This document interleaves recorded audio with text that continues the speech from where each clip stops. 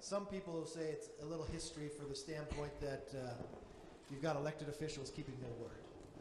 We made a commitment to America that we would bring a milestone bill, the Parents' Bill of Rights. And that's what today is all about. It's about every parent, every mom and dad, but most importantly, about the students in America today. You know, it's a pretty straightforward bill.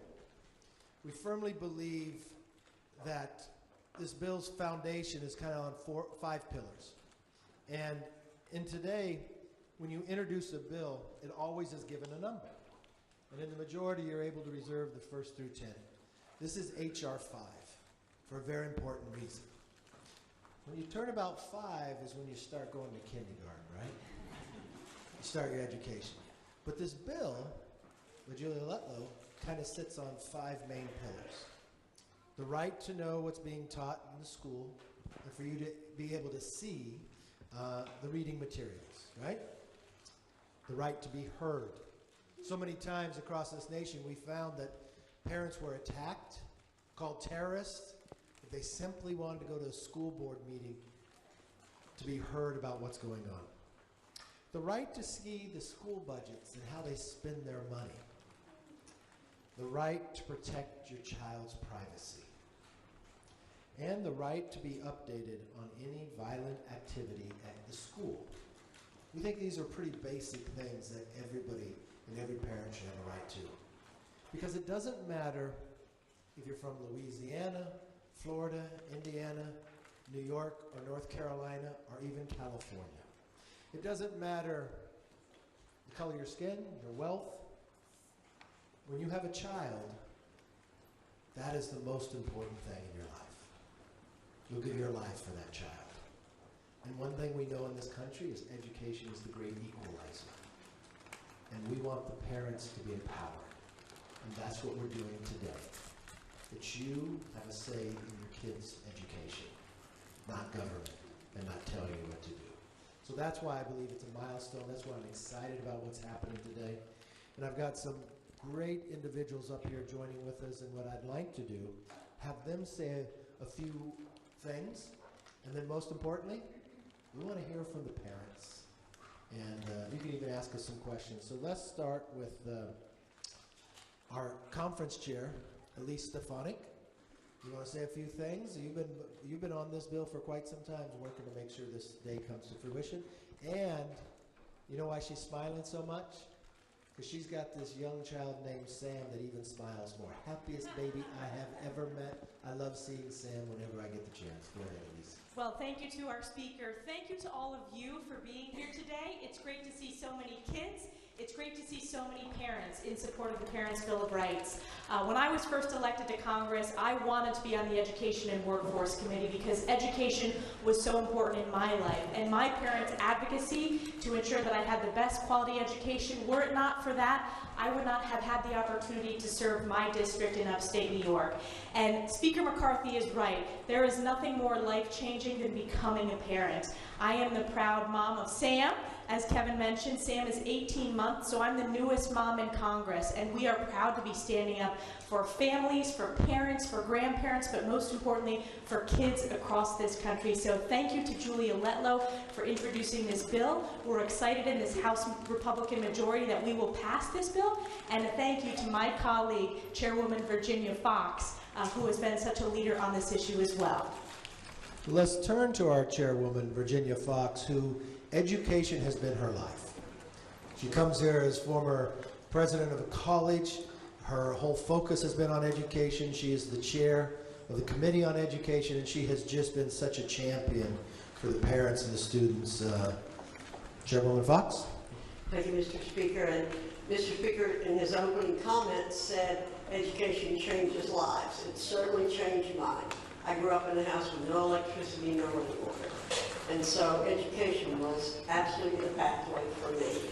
And I am so grateful to have the opportunity to serve in Congress and serve as the chair of the Education Committee. And I also am a parent and a grandparent. And I know, as all the parents in here know, that children are our greatest blessing. And we will do everything we can to help those children succeed. And even though I was very poor, my parents insisted I do well in school. And I did do well in school because my parents were my first teachers and nurturers, and they wanted me to grow up to be a productive citizen. And that's what all parents want for their children. But what's happened over the years, and I've seen it because I've been a part of the education bureaucracy. I was on the school board for 12 years.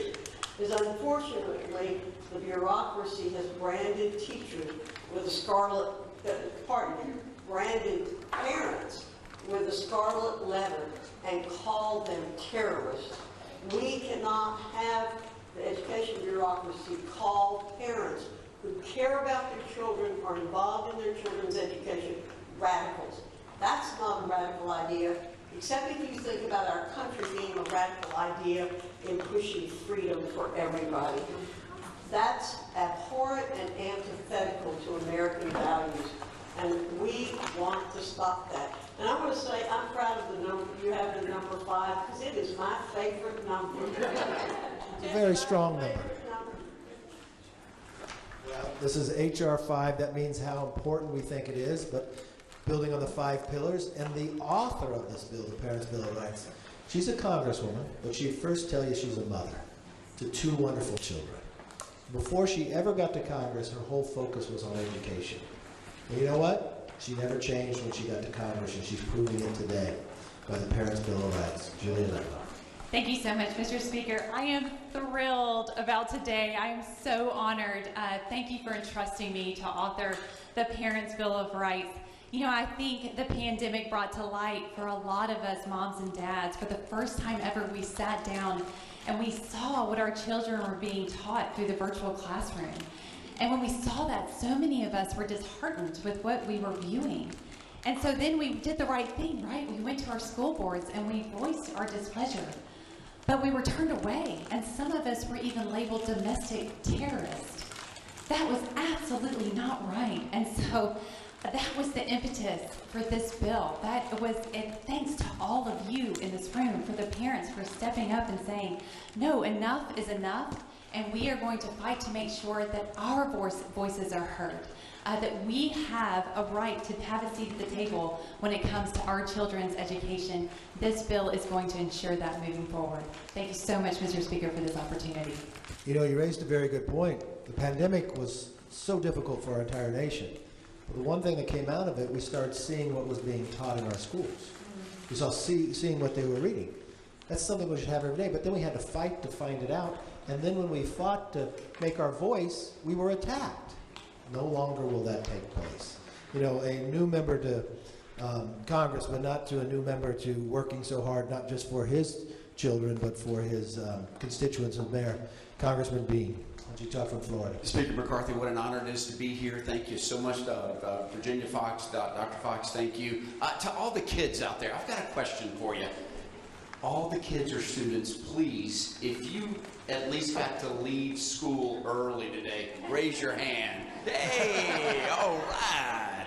That is certainly exciting. So I'm going to give you a little tip. All the kids, and I know we've got even some high schoolers here. Here's a little tip. Just tuck it under the way. And something Bean told you along the way is over the next several months, in fact, over the next year, anytime you're asked to do an essay, mention the fact that you were in Congress. When I was in Congress, this is what happened. So you're going to get a couple of extra credit by saying you spent the afternoon in Congress. It's a big deal that we're here today. I got to start the fight that Representative Letlow talked about, that our eyes were open, what was happening in the classroom. We were shocked.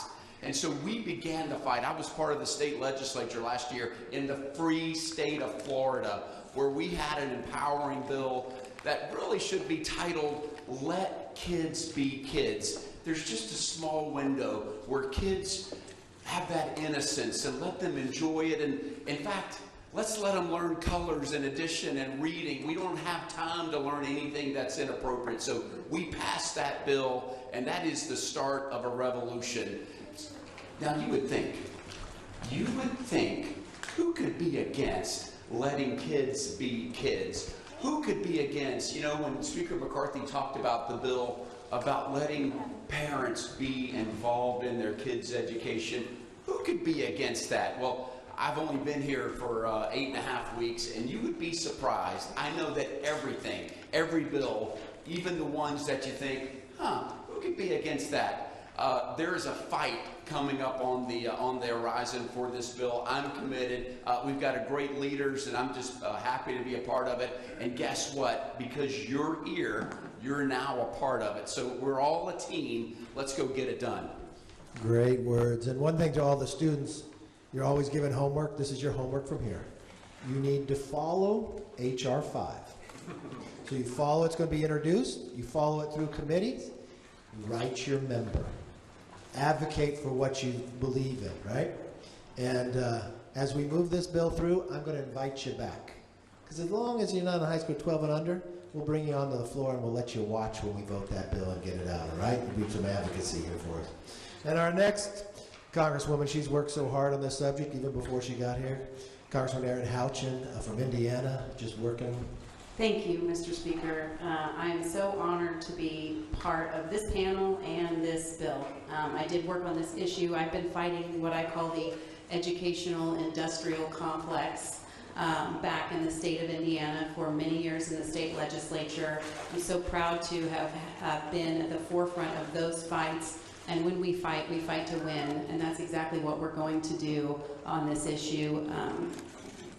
Representative Letlow, Dr. Fox, thank you for leading the charge on this for these parents and these kids. It's kind of amazing to me that we even have to have a bill, because this seems like the schools should be doing this anyway.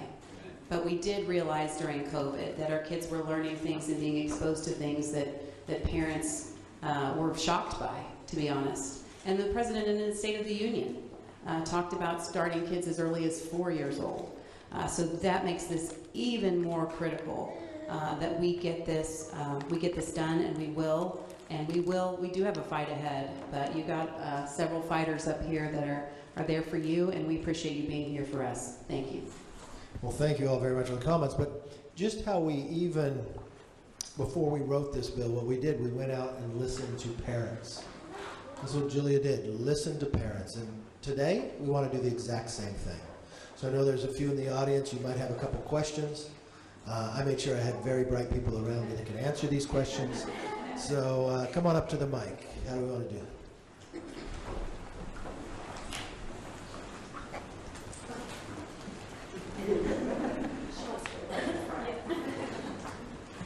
Good afternoon, and thank you for this opportunity to speak.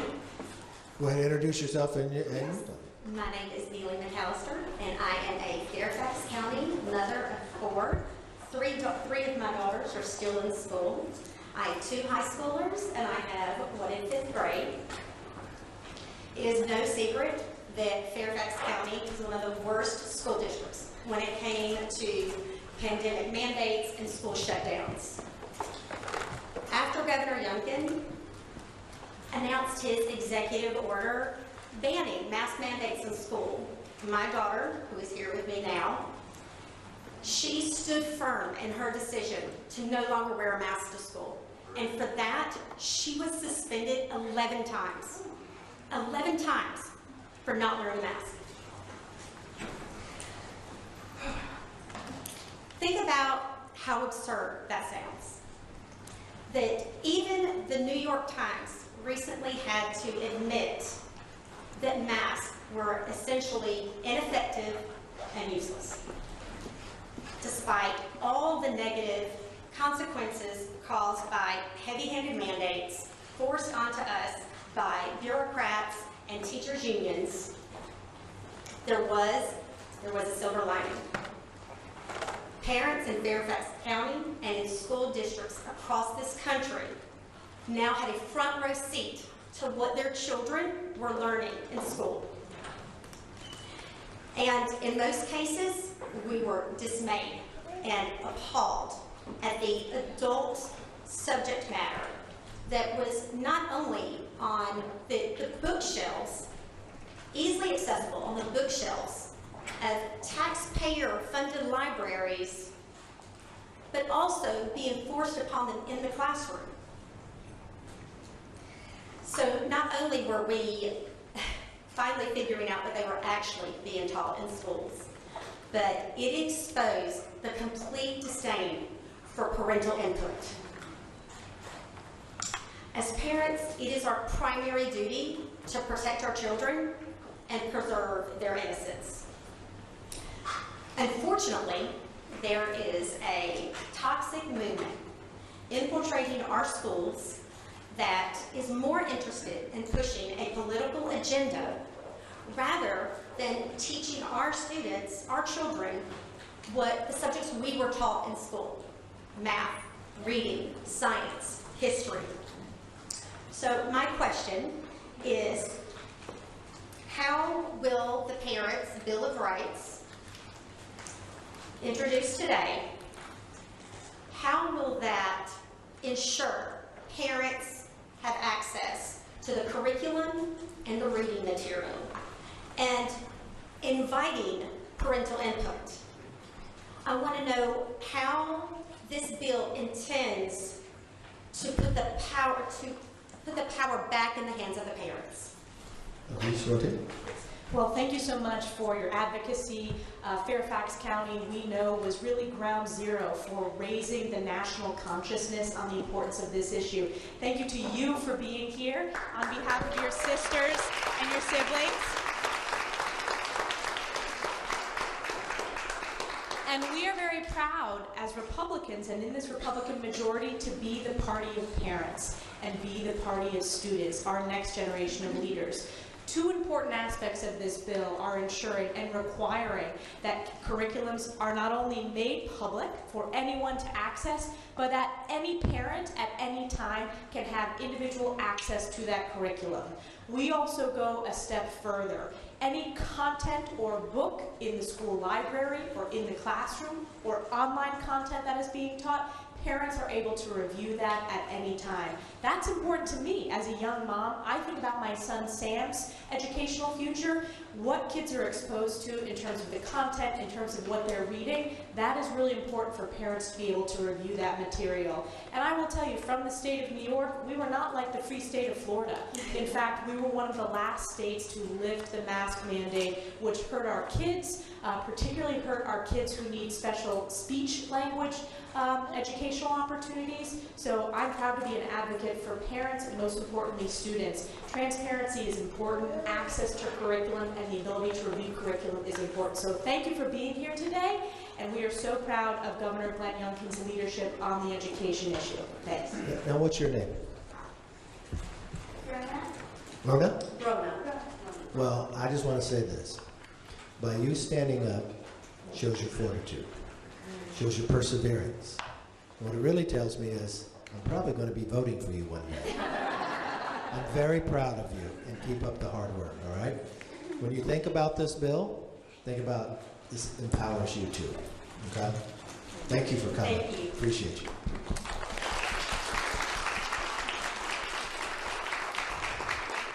Do we have some more questions out there?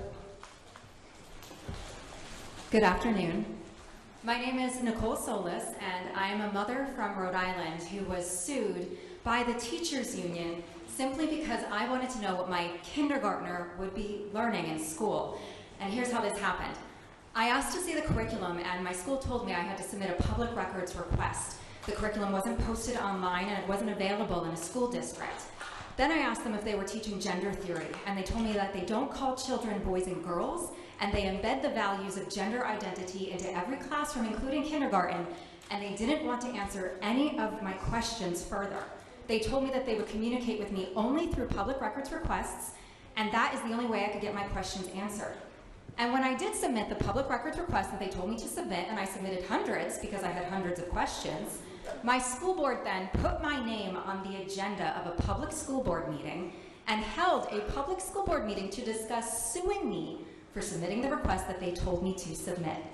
In a 5-hour-long school board meeting, they openly debated my moral character, my political motivations.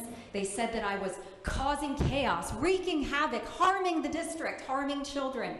One school board member even said she felt unsafe and started to cry because, as you see, I'm really scary standing here right now.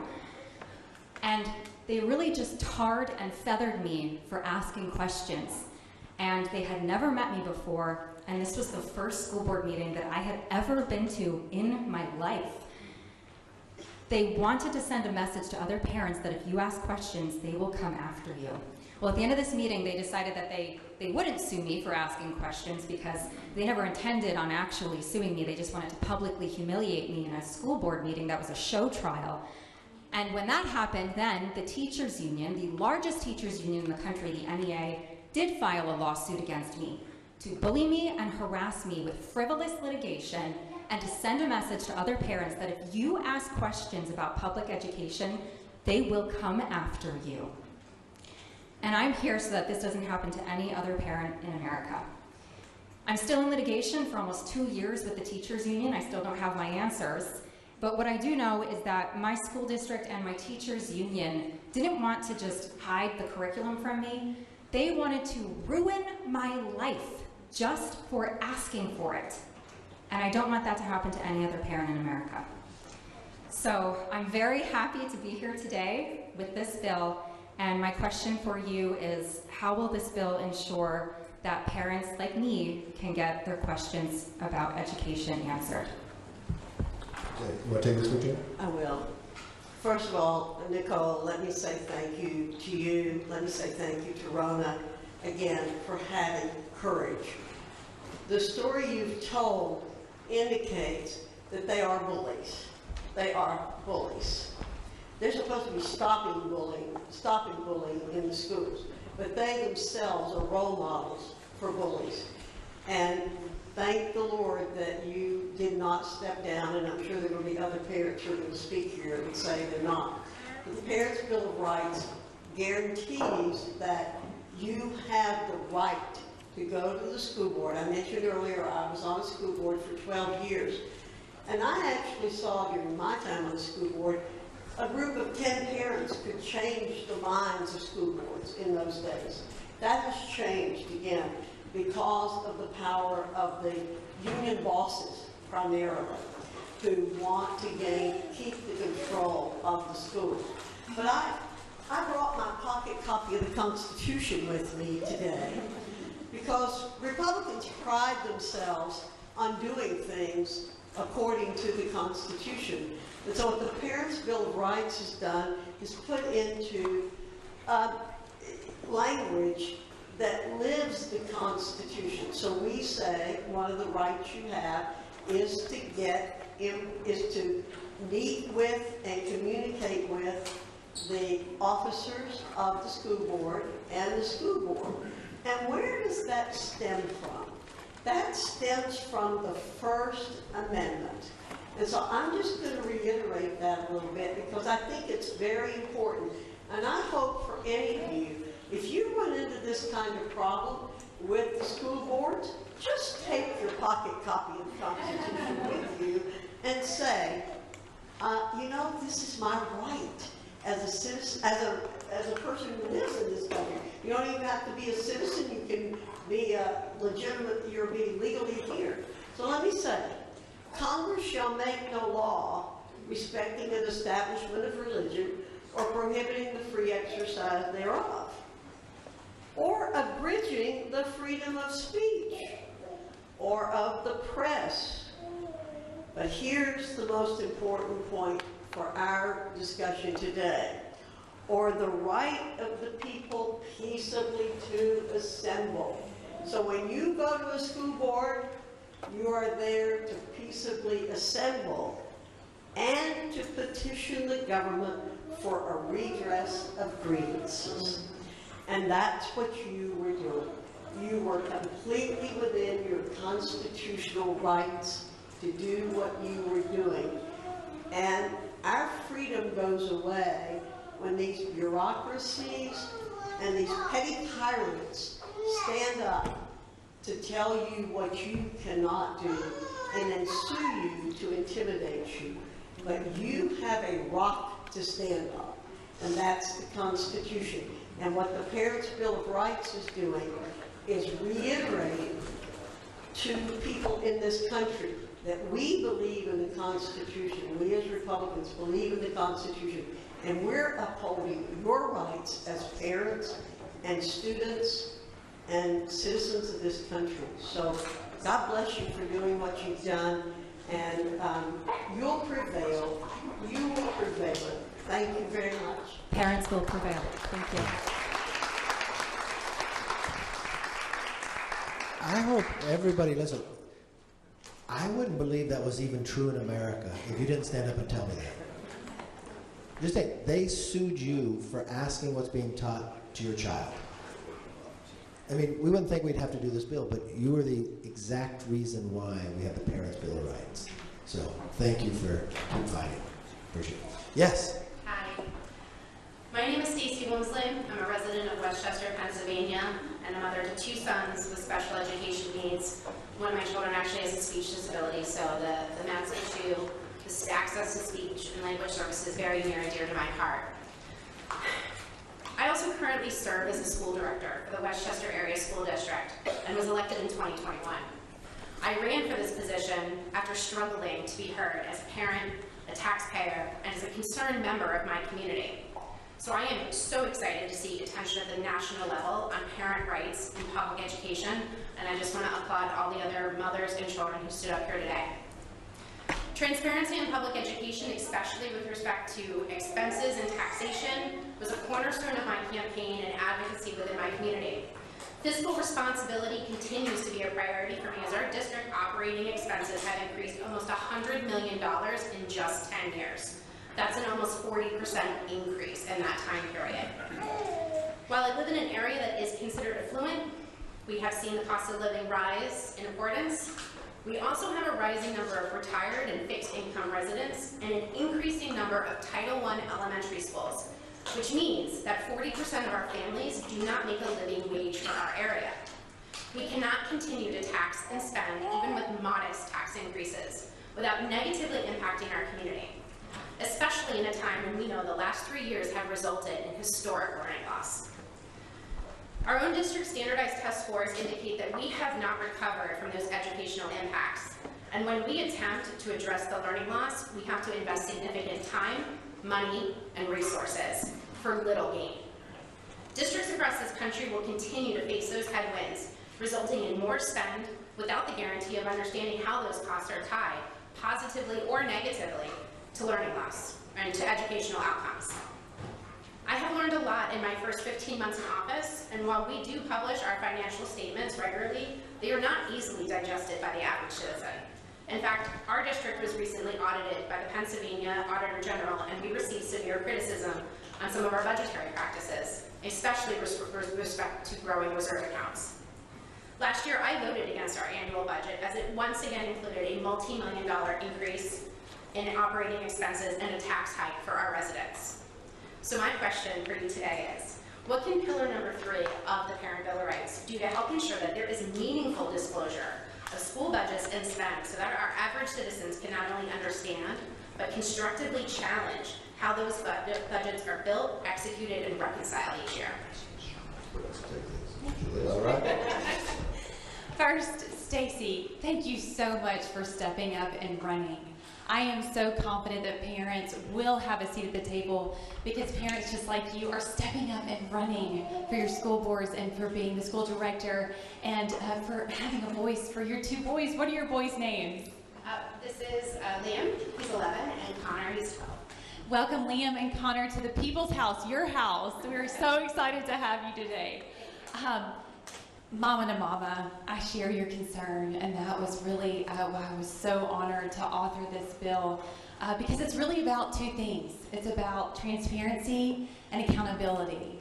And it's not an attack on teachers because don't get me wrong, I am an educator myself. I know how hard that is. Our teachers are our heroes. But it's about a partnership. I think we were speaking earlier. Any teacher will tell you that when parents are involved, students succeed. And we want to make sure that parents have a seat at that table. And so this bill doesn't only outline and make public a curriculum, but it also makes public the finances and the budget that your tax dollars are being used to fund our schools. Doesn't that make sense? I mean, absolutely should. And as a parent, any parent should be able to easily identify those dollars and be able to interpret that budget. You shouldn't have to be an accountant to be able to read a school's budget. A forensic accountant. There you go. And I am not, but I'm doing my best. So this bill will clearly defines that each school and each school district will have to lay that out yearly. This is so important as schools are continuing to use those COVID dollars. We want to make sure that they are addressing the learning loss that our students experienced. So please feel confident that within this bill that you are going to know without a doubt how your tax dollars are being used. Again, I can't thank you enough for stepping up, for fighting for our parents, but most importantly, fighting for our kids and our next generation. Thank you. God bless you. Thank you for standing with us. Thank you. Have any more questions? Come right up. Drop my paper so you gotta bear with me. My name is Scott Smith. I'm here today as a father and taxpayer. And like all of you, I want a future where our children are safe at school and not sexualized, politicized, and radicalized. 18 months ago, I was arrested at a Loudoun County School Board meeting. I was restrained, tackled, and charged with disorderly conduct and slandered in the media across the world. But my real crime was voicing my concerns as a parent, standing up for my family and my community. In May 2021, my daughter was sexually assaulted at her school in her female bathroom by a boy wearing a skirt. As any parent can understand, this was a painful and devastating time for our family. This should have never happened and could have been prevented. I went to the school board meeting to speak up for my daughter and to get some answers that we deserved.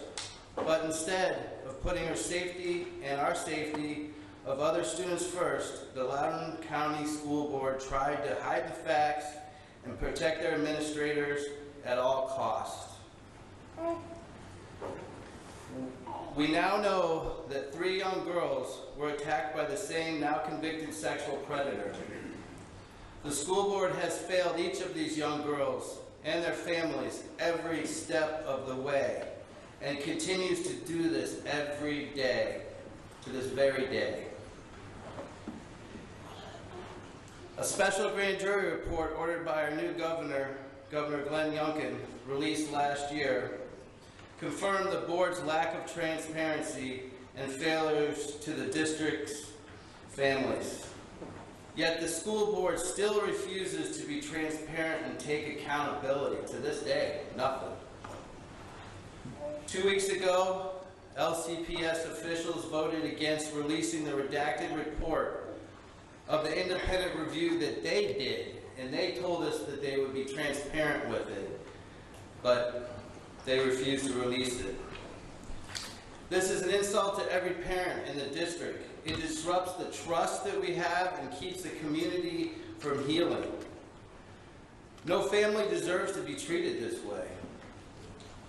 Parents deserve answers. We deserve transparency. We have the right.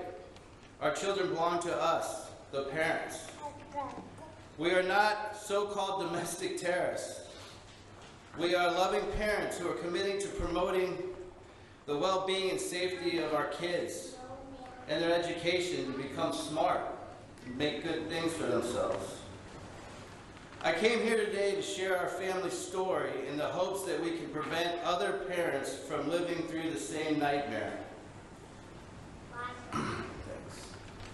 My question is, how will the Parents' Bill of Rights introduced today help protect students like my daughter's privacy and ensure parents are updated on violent activity at school? This would have prevented a lot. Before we go, I watched you on TV that day, and I want you to know every parent in America stood with you. And thank you for standing.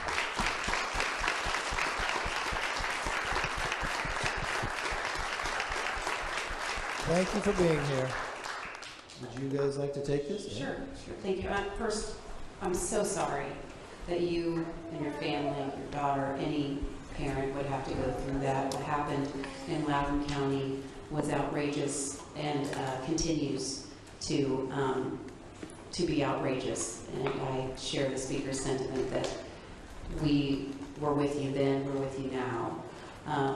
With specific emphasis on the knowledge of violent activity that happens in the school, that's a very important part of the Parents' Bill of Rights. Because anytime, this is why I said in my opening remarks that it's kind of out of, but it's in disbelief that we even have to put this in, the language in, that would ask or tell schools to notify parents when something violent happens in the school, that they would be required to tell parents. I would kind of hope they would just do that anyway, in a general good practice for the safety and well-being of their students. But the Parents' Bill of Rights Act, it does require students to notify their parents of violent activity. There's a specific section under Section 104 that talks about the right to information about violent activity in the child's school and timely notification of any violent activity. Again, I think this is the absolute least we can do, something schools should be doing anyway. I'm so grateful that it's part of the Parents' Bill of Rights. And I'm just very sorry that you had to go through, and your family and your daughter had to go through what you did. But I thank you for sharing your story and standing up for your family as any of us would. And we'll include that as a safety precaution for students moving forward that don't have to go through that again. Thank you.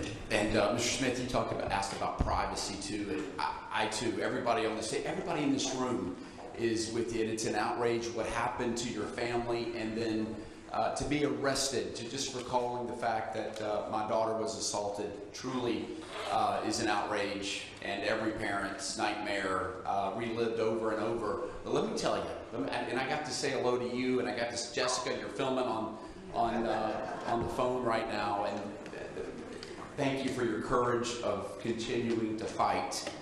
I can tell you this, I can tell you, you and Loudoun County, your story in Loudoun County are part of the foundation of why we are here today. Your story that should never be repeated ever again. Everybody's story, the Rona getting suspended, Nicole getting sued, the questions about just transparency are all outraged, but to be arrested for coming forward as you did truly weighs on all of our hearts. Privacy. Let me tell you what we're doing. Privacy. We're first of all saying schools aren't going to sell kids information or information about kids. Parents, when schools systems develop their standards on privacy, what those will be going forward. Parents, there needs to be at least a parent part of that procedure going forward. There needs to be permission granted before medical exams or whatever it is you're doing physically to a kid. Parents need to say yes, need to be asked, and we shouldn't allow our schools. But let me tell you what really is disturbing. And you would think, once again, why do we want to put that in there? There is never a time when a teacher should tell a student, let's keep this between ourselves. Let's not tell your parents what we're doing or how this is going down. Never. I can never think. And this bill says, no, we're not going to allow that going forward. Parents are not going to be kept in the dark. Parents are going to be part of the education process going forward. One last thing. When we talked, you said that you were looking possibly at other states. I want you to know Florida would welcome you. We would love to have you. And the free state of Florida. Thank you a lot.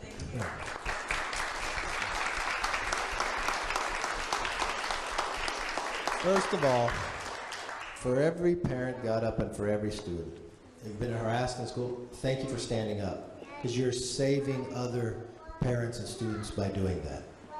So I want you all to remember, H.R. 5, the Parents' Bill of Rights.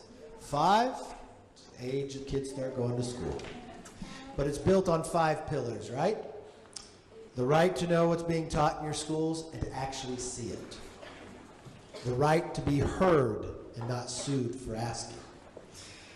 The right to see your school budgets and to understand how they're spending the money.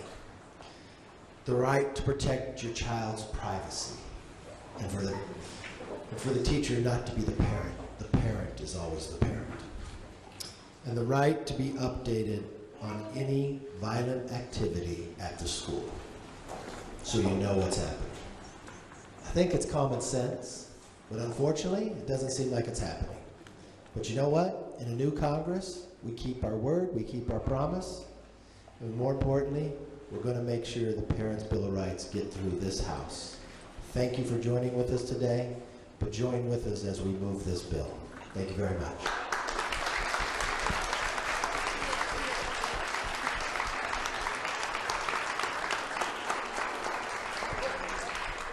Most importantly. All right. What we want you to do, you know, when you watch things that happen for bills, they have to get signed, right? So what we want you to do is join with us in your support. Sign over here. The parents and the students can sign as well your support for the Parents' Bill of Rights. And what we're going to do too is we're going to put it online, because we want millions of parents across this country to join with us. This is the people's house. We want the people to be involved in moving this bill and making it all important. So for those who got up and spoke, why don't you be the first? You stood up with everybody else, come on over.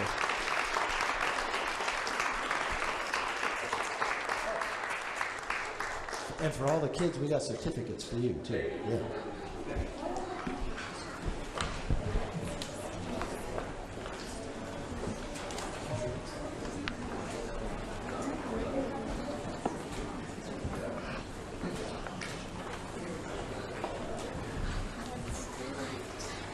Well, great,